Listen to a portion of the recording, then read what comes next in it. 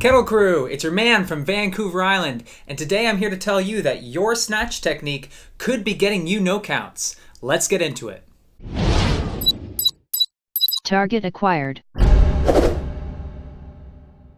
Okay, so maybe this isn't so much a technique thing as much as it is a strategy and perception thing. Depending on how long you've been snatching for, how you go from minute 1 to minute 10 can vary greatly. So let's cover the strategy portion. This basically breaks down into two strategies. You can either go from minute 1 to minute 10 at the exact same speed, utilizing pretty well the exact same style, or you can start with a specific pace and then build that pace as you get into the last couple minutes of your set. And on top of that, you may even adjust your technique to pick up that pace. Both techniques are absolutely fine, but I want you to remember that perception is very important, particularly when it comes to your judge. You told me last time that we talked, which was in Edmonton at the Canadian Nationals, that Melissa Swanson would win. What happened? I think there was a couple of factors. Factor number one is that the judges, they were really holding her reps. Anytime that she would go up to 15 reps per minute, they would hold her. You can see this really evidently in the video, especially at the last minute when she tried to make up her reps. You know, she was 10 reps behind first place, and what is 10 reps? It's 1 rep per minute. And if the judge holds you under 15, there's really no way that you can break 150 without getting a bunch of no counts. And that's exactly what happened to her. She got no counted every time she went past 15. So I think, it's circumstantial. If you look at the set on YouTube, Melissa is also the last person standing. Hats off to Abby and Natalia. They're both excellent lifters. But I think that if all the judges scored the same way, who knows? I think Melissa could have won. I think we had a good strategy going in. We were going safe. We were hanging it right at about 14. Yeah. Even at 14, she was being held back a bit. And really, if you look at the overall results, and I'm sure you can do this because you have video of this stuff, it's really the differential between the judges from different countries were pretty severe. Some judges would let you fly, and then some judges would just hold you, and it just all depended on which judge you had. So it was a crapshoot. But again, Abby and Natalia, they did great. They deserved to win. I just, personally thought it was circumstantial. If you were to look at the evidence, Melissa was the last one standing, and she was speeding in the last minute to try to make up those reps, and she was getting no counted. So did the judge actually hold Melissa's reps? Let's take a look at this. Notice how long Melissa holds her fixation for. Here she comes to a complete stop. Takes only 5 frames for her to get the count, and then she waits 28 more frames until she comes out of fixation. Next rep comes to a complete stop, 6 frames for the count, and then she waits 26 frames later until she bends her knees to start her next rep. This dynamic is typical for the entire rest of the set, for which Melissa averages about 5.5 frames before she gets the count, plus another 27 frames before she bends her knees to start the next rep. Okay, so let's zoom out and take a look at Natalia. Natalia comes to a stop, and then she actually starts her next rep before she gets the count. Now notice that she's not rushing fixation, she's just not entirely waiting until the number flips over to start her next rep. Basically, she's not holding herself back. The judge recognizes this, and he's actually tuning into her rhythm, a rhythm that she keeps consistent for the whole of her set. On average, from the moment Natalia stops, it takes 18.5 frames before the judge actually gives her the count, and Natalia only waits 12.5 frames after her initial stop before she bends her knees to start her next rep. A quick comparison between Melissa and Natalia will show that it takes 3 times longer for Natalia to get the count, but Melissa waits more than twice as long before she starts her next rep. Let's zoom out and take a look at Abigail. Abigail comes to a stop. 13 frames later, she bends her knees to start her next rep. And only after that does she actually get the count from her judge. Much the same situation as with Natalia. And this again is a dynamic that's consistent throughout the whole of her set. From the point Abigail comes to a stop, on average it takes about 15 frames for the judge to actually give her the count, and Abby in fact only waits 10.5 frames after her initial stop before she bends her knees to start her next repetition. A quick comparison between Melissa and Abigail will show that Abby's judge waits 3 times longer than Melissa's judge to give the count, and in this case Melissa waits almost 3 times as long as Abigail before she starts her next repetition. Some judges will let you fly, and then some judges would just hold you, and it's just all dependent on which judge you had. So it was, it was a crapshoot. So did Melissa's judge actually hold her reps? Well, from what we can see, both Natalia's and Abby's judges held their reps 3 times longer than Melissa's judge. Let's take a look at a side-by-side comparison between Melissa and Natalia.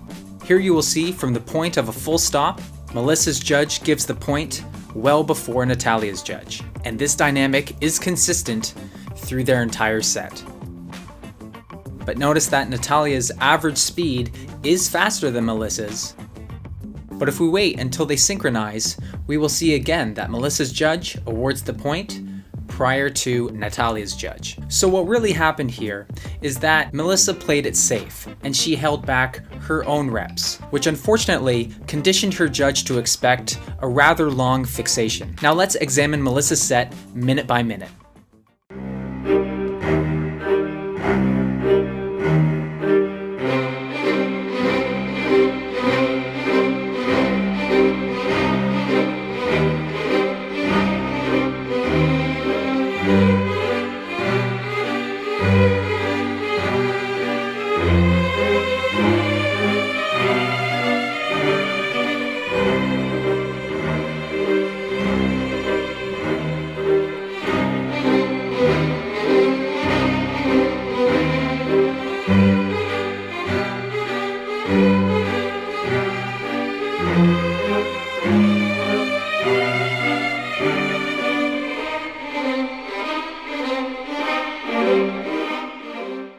Anytime that she would go up to 15 reps per minute, they would hold her.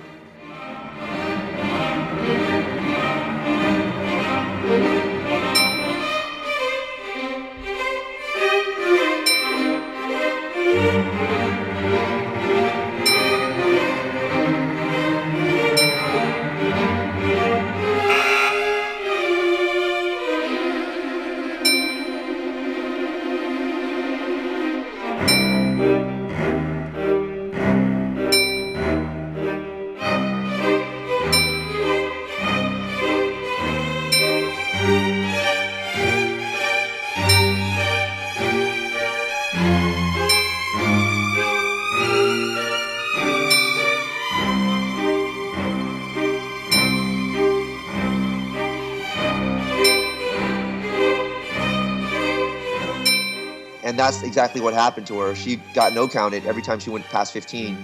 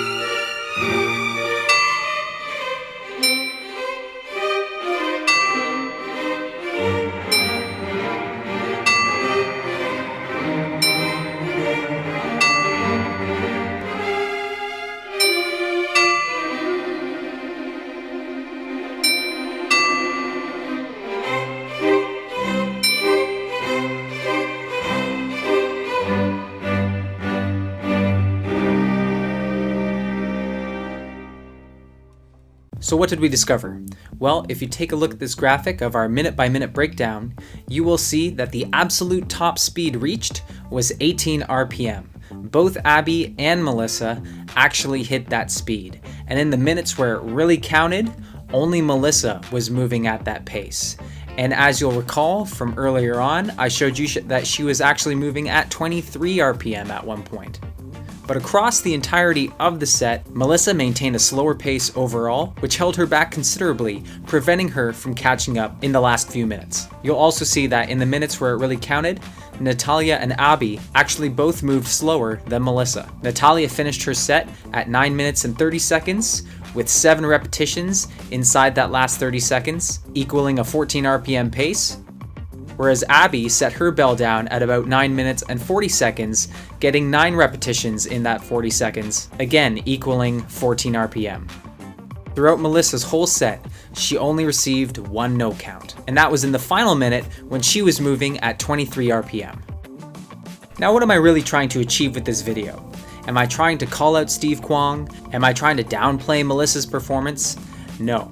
The point that I'm trying to make is that when you go into an international level competition, you need to know a few things first. You need to know who your competition is and what their average numbers are, so that you can have an idea of what your minimum pace needs to be. And once you have that knowledge, you need to train at that pace, knowing that you can maintain it throughout the entirety of your set. But what you do not want to do is hold back too far and create too big of a gap between you and your competitors, and you definitely do not want to condition your judge to expect a long fixation. That might prevent you from picking up your pace should you need to. Because if you do pick up your pace, we don't want the differential between your slowest speed and your peak speed to be too big. Between the 3 lifters, Melissa, Natalia, and Abby, you can see that Melissa had by far the largest pace differential, and that could potentially be why she received that no count. Now, did Melissa conditioning her judge and the pace differential actually make a difference in who won gold? In my opinion, no, it didn't. Melissa was just too far behind to make up those reps. So let this video serve as a cautionary tale. Obviously, we do not want to exceed our capacity, bust out of the gates, and burn out early, but if you know what pace you need to train at, then what you also do not want to do is hold yourself back when you don't have to. I hope that you've enjoyed this video. Please comment and subscribe.